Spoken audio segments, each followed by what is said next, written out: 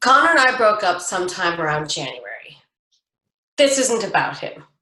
I mean, well, okay. I know you're probably not going to believe that, but it's true. I mean, okay, look, he broke up with me, but if you gave it another month, I probably would have broken up with him. You know, we just sort of reached that point in the relationship where, you know, it's over and and you know, you know, and so you give up. So you just go your separate ways. And he just got to that fork in the road before I did. That's all. So, yeah, and yes, you know, I was sad at first, but, you know, I didn't miss it. Okay. I am not telling one of those stories where you get to blame it on the psychology of it's not about him, Connor. It's not even part of the story. I mean, he's more like on the periphery, you know, like out on the edges of the story, the periphery. I'm fine. I mean, I am. It's good. It's a good place for him, the periphery. It's just that the only reason I have to bring him up is at all. I mean, he wasn't even there for the ghostly part of it. It just, he was the one who looked out my bedroom window, saw the tree, and said, "Looks like a hanging tree." Pause for effect.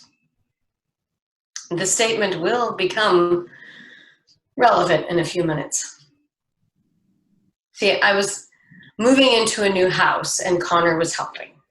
And he was referring to was that if you looked out my bedroom window, between the back of the house and the woods, there's a clearing. And in that clearing is a rather large sycamore tree with these big branches that about 10 feet off the ground, you know, and that makes them like the perfect height to hang someone from.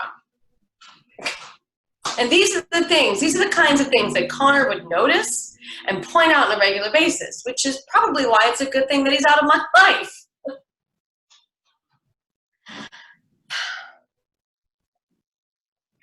Anywho,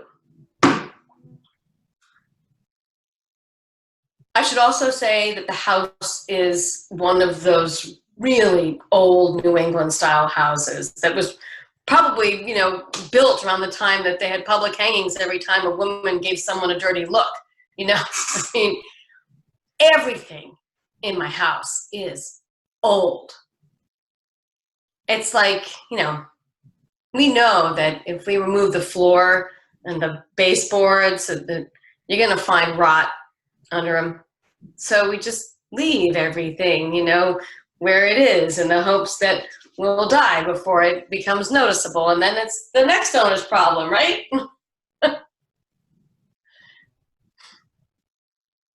Practically guaranteed to be haunted. And here's the trick. And it's why it's so important that you believe when I say that the breakup had nothing to do with this. Because there was no connection, right?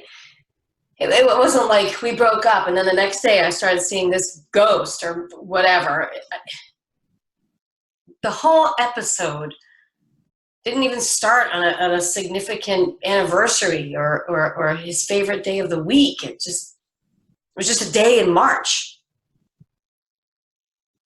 And on this day in March, I woke up probably around sunrise, facing the window. I opened my eyes, saw the tree off in the field, and the thought, it's hanging day, just popped into my head.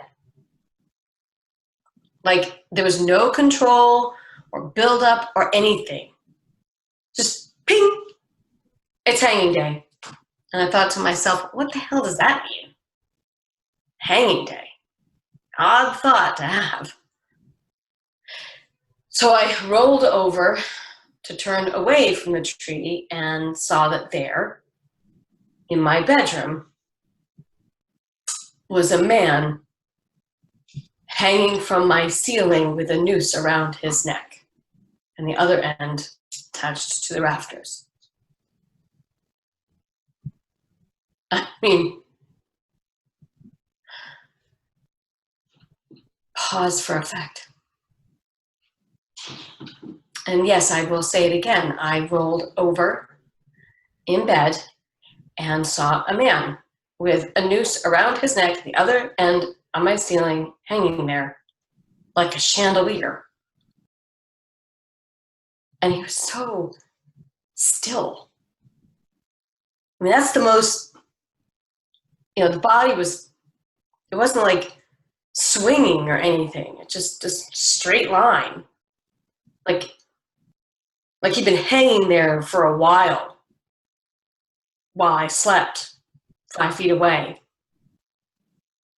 And I saw his face. I mean, I got a good look. There wasn't anybody I recognized, no one I knew. He was a dead stranger hanging in my room. I mean, what does one do with that information? I'm asking. And before anyone gives me that whole, well, you were still asleep crap, let me just tell you what I did, which was to sit up, because I was kind of startled, and fall out of bed and hit the floor hard. I mean, I got back up, and he was still there, the hanging man. So I reached for my phone, and I missed out 911 because my hands are shaking so hard, and I look up, and he's vanished. Like, not even a pop or ping, just gone.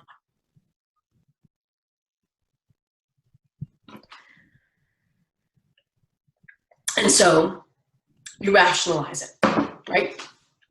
Your first ghost sighting, you tell yourself that you were dreaming, that you imagined it, that you must be wrong.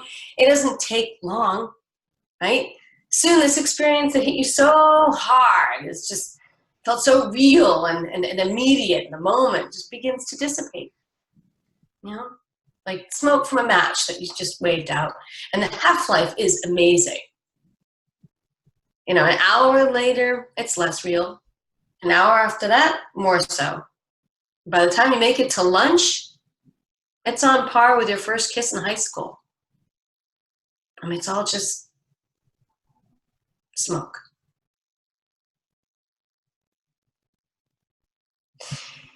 So that's what happened the first day.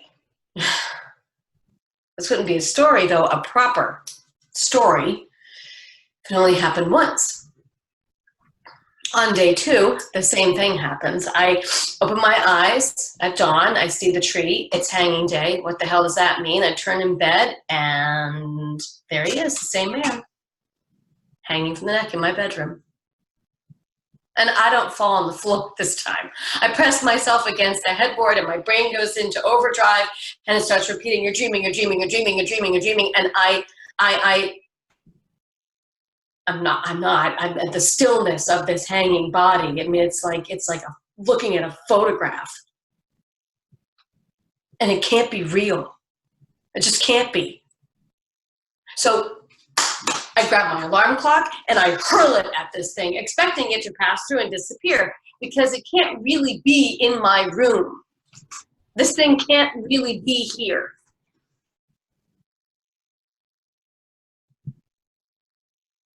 But it doesn't. The alarm clock hits the body, bounces back, and the body begins to swing. And there's even a little creak from the rafters where it's tied off.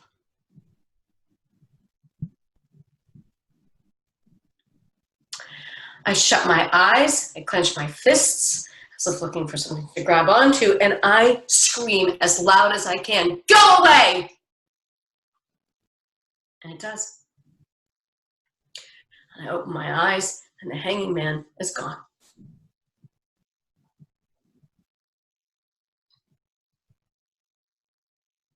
I heard it. The creak. Like I'm hearing my own voice now. It was that real.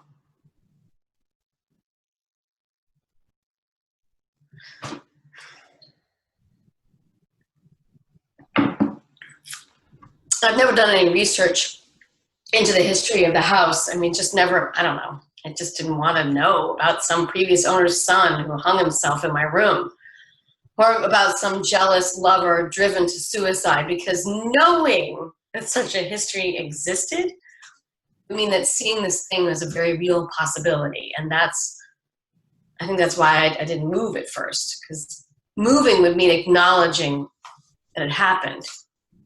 I have to move. I saw a ghost. I mean, who does that?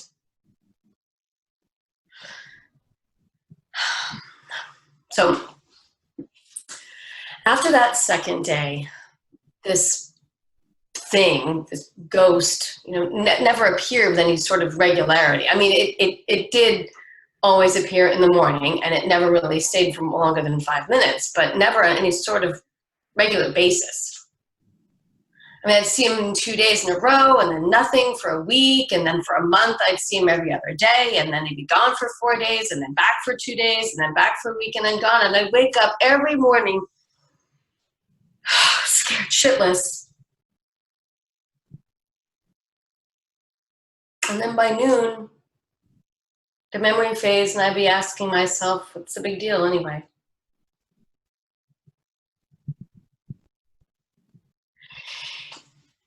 The days that he wasn't there, I mean, Christ almighty, I don't see him, but I can feel him. I sense him. I saw him somewhere in the house, just beyond my reach. I mean, he's there. I tell you, he's there.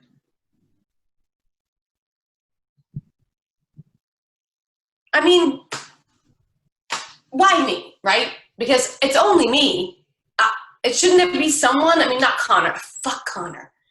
But someone, right? I mean, why can't there just be someone? Anyone who can see this thing too. And then that way they can say like, look, I see it too. You're not crazy. It's right there. It's okay, right? I mean, huh? Anyone? I mean, why not just get someone?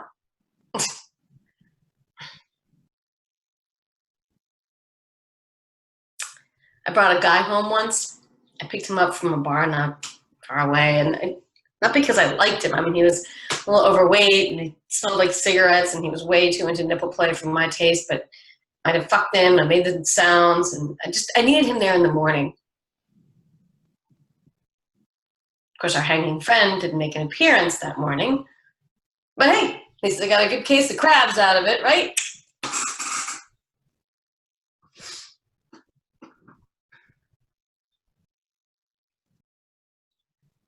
So you learn to live with it. The hole he leaves.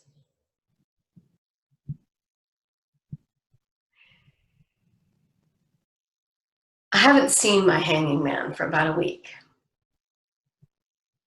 We're in a lull. His appearance last Monday, well, okay. So I wake up, see the tree, it's hanging day. I turn over, there he is. He's not hanging from the rafters. He's lying next to me in bed, still wearing the noose. The loose end isn't tied to the rafters. It just hangs off the bed. There's this second smile where the rope has rubbed his skin raw. His eyes are open, and this is the first chance I've ever gotten to really look into them. And they're dark. It's very kind looking. In fact, I'm noticing it's actually, his face is very kind. With a smile that's warm. Who knew? And we lay there, gazing at each other. And he takes his hand and gently, very gently, places it on my face. It's cold. And he leans in and kisses me. His tongue is likewise cold, but he tastes sweet. I place my hand on his face and it's all a bit wonderful.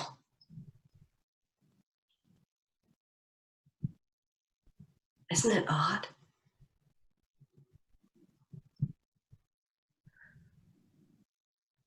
I blink and he's gone, like every other morning, and I'm alone in bed.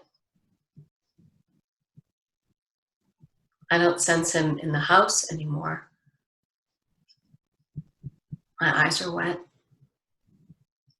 I've been crying.